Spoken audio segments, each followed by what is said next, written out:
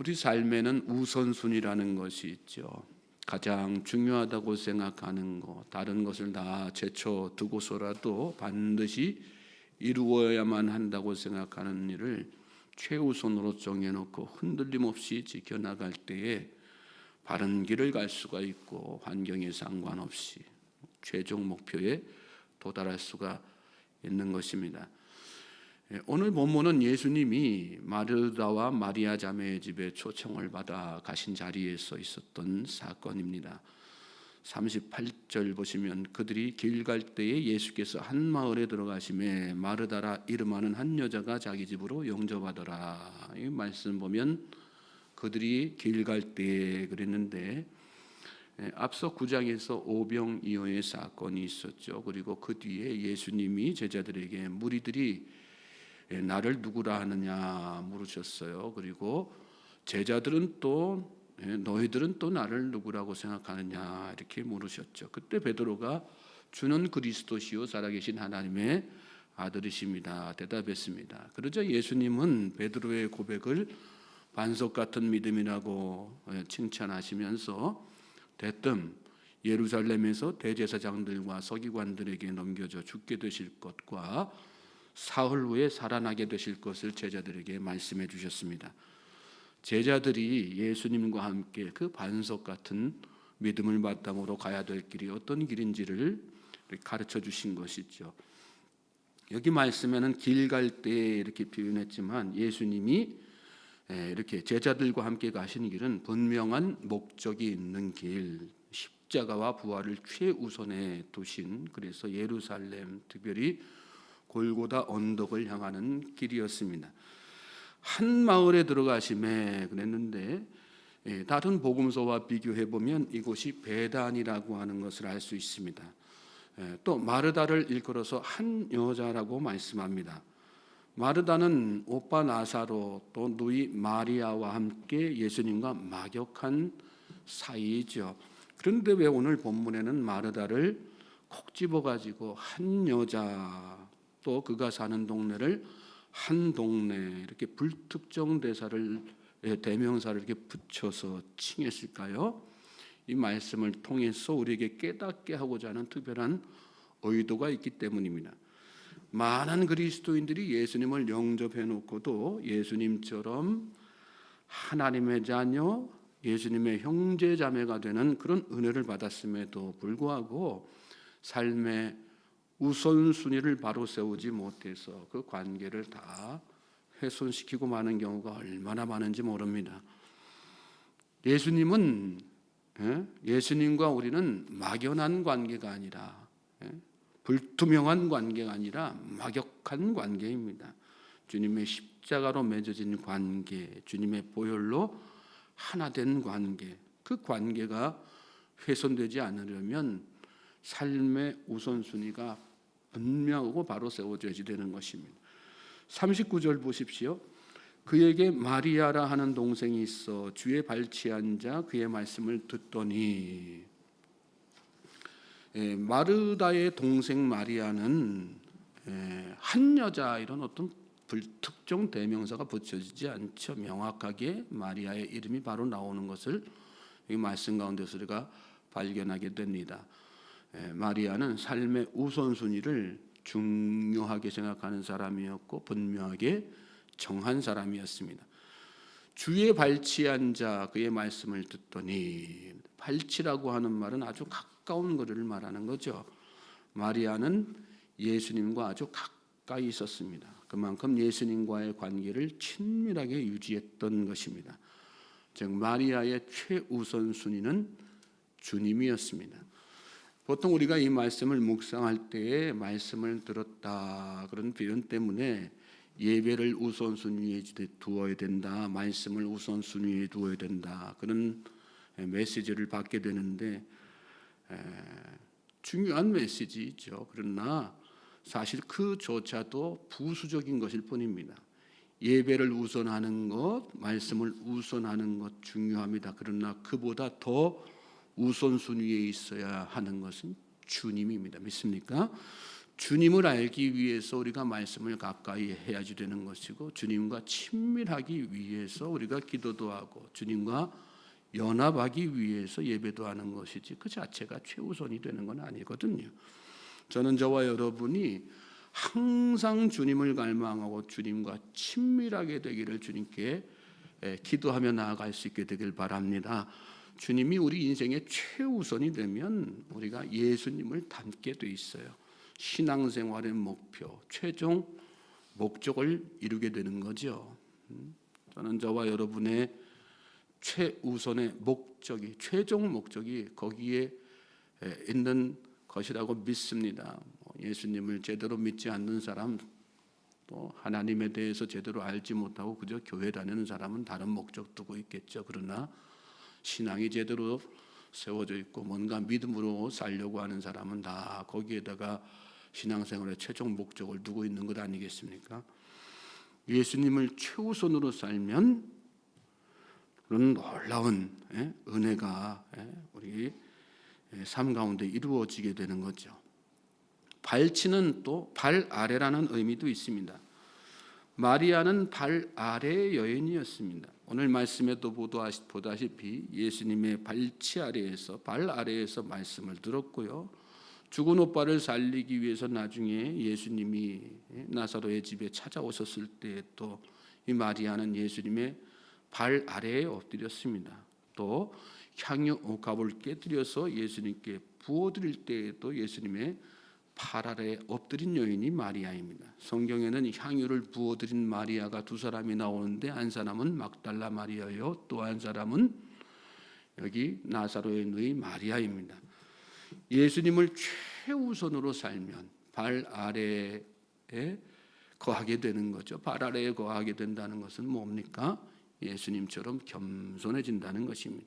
그리고 주님의 은혜와 축복 안에 거하게 되는 것이죠.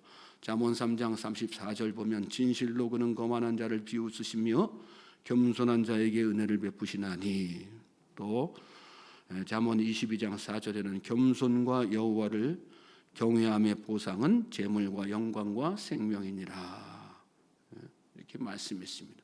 예수님처럼 겸손해지게 되고 예수님을 최우선으로 예수님과 친밀함을 최우선의 목표를 두고 살면 예수님처럼 그렇게 겸손해지고 하나님께서 예비하신 놀라운 축복의 주인공들이 다 되는 거란 말씀이에요.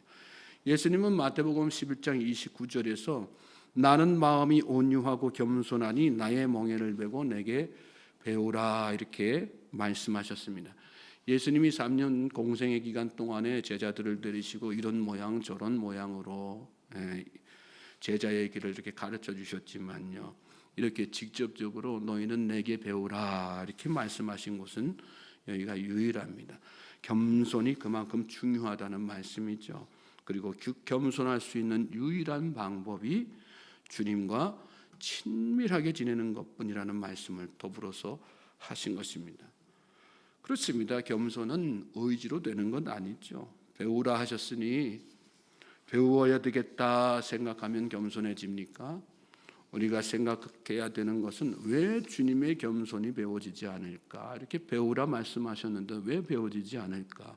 그렇게 오랫동안 예수 믿고 그렇게 열심히 신앙생활해도 도대체 왜 불쑥불쑥 교만한 모습이 내 안에서 튀어나올까? 이유는 하나예요. 주님과 함께 멍에를 매지 않기 때문에, 즉 주님과 친밀하지 않기 때문입니다. 멍에란 같이 지는 도구거든요. 유대인들의 농사에서 소를 이용할 때는 두 마리를 나란히 세우고 같이 하나의 멍에를 매게 합니다.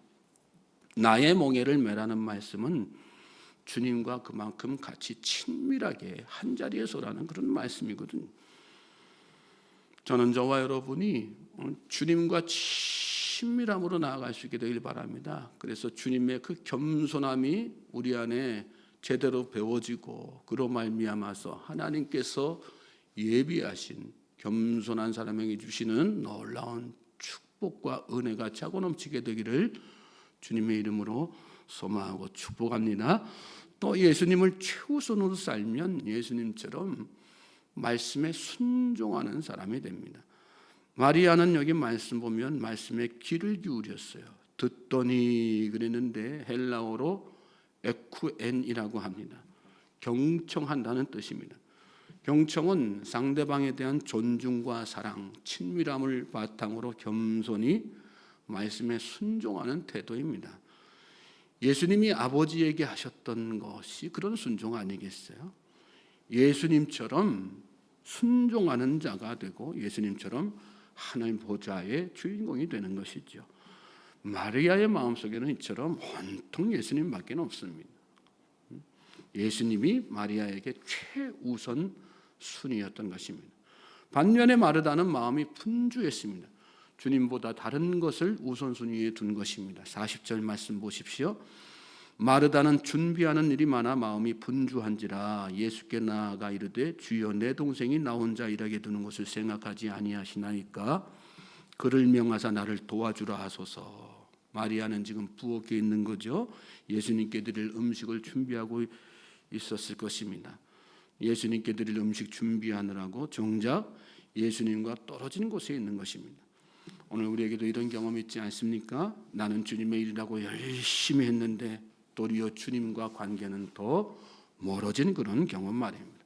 탈진하고 지치고 그만두고 상처받고 영적으로 막 다운되고 비단 주님의 일뿐만 아니라 세상을 살아갈 때도 다 마찬가지죠. 사업을 할 때도 가정에서나 또 사회생활할 때나 직장생활할 때나 다 나는 누구보다 최선 다해서 살았고 열심히 읽고 정직하게 살았는데 그런데 희한하게 마음속 어딘가가 공허합니다. 잘못 산 것 같아요. 후회가 막심해요.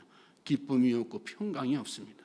이유가 뭘까요? 주님이 내 삶의 최우선순위가 아니기 때문에 주님과 친밀하지 못하기 때문에 주님이 내 삶의 우선순위가 되지 못할 때 그렇게 불평이 나오고 탈진이 되고 원망이 나오는 것입니다. 그리고 근심 걱정이 끊이지를 않게 되는 것입니다. 저도 목회 현장에서 많이 그런 경험합니다. 목회한다고 주님과 친밀하게 지내면 그러지 못할 때 있거든요. 그런데 그럴 때 반드시 나타나는 현상들이 그런 현상들이란 말씀입니다. 환경 때문인 것 같지만 환경 때문이 아닙니다. 사람 때문인 것 같지만 사람 때문이 아닙니다. 주님이 내 삶의 최우선 순위가 되지 못하기 때문입니다. 마르다는 주님보다 일이 먼저였습니다. 그러다 보니까 주님 곁에 있는 마리아가 미워지죠. 예수님을 원망하고 불평했습니다. 그런 마르다에게 주님께서 말씀하시죠. 이어지는 말씀 보시면 주께서 대답하여 이르시되 마르다야 마르다야 내가 많은 일로 염려하고 근심하나 몇 가지만 하든지 혹은 한 가지만이라도 족하니라. 마리아는 이 좋은 편을 택하였으니 빼앗기지 아니하리라 하시니라. 이 좋은 편이란 무엇입니까? 주님입니다. 주님. 주님을 최우선으로 두면 주님께서 주신 은혜를 빼앗기지 않습니다. 한 가지만이라도 족하니라. 하나면 족한 거예요. 주님 한 분만으로 족합니다. 주님만이 저의 전부입니다. 그럴 때 그 주님이 내 안에 가득 차게 되고 주님의 능력이 내 안에서 더 홀랍도록 뜨겁게 역사하고 발휘하게 되는 것입니다. 저는 저와 여러분이 이 새벽에 이 고백으로 나아갈 수 있게 되길 바랍니다. 주님, 저는 좋은 편을 택하고 싶습니다. 주님을 택하고 싶습니다. 주님이 저의 전부입니다. 이 고백으로 주님을 최우선에 두고 살면 주님께서 주신 모든 놀라운 복들을 결코 빼앗기는 법이 없게 되는 것입니다. 오늘 저와 여러분의 최우선순위는 어디에 있습니까? 주님을 최우선으로 두십시오. 오직 주님을 갈망하고 사모하면서 나아가십시오. 그러면 예수님을 닮게 되는 원망과 불평이 사라지고 감사가 넘칩니다. 염려, 근심 대신에 평강과 기쁨의 삶을 살게 되는 것입니다.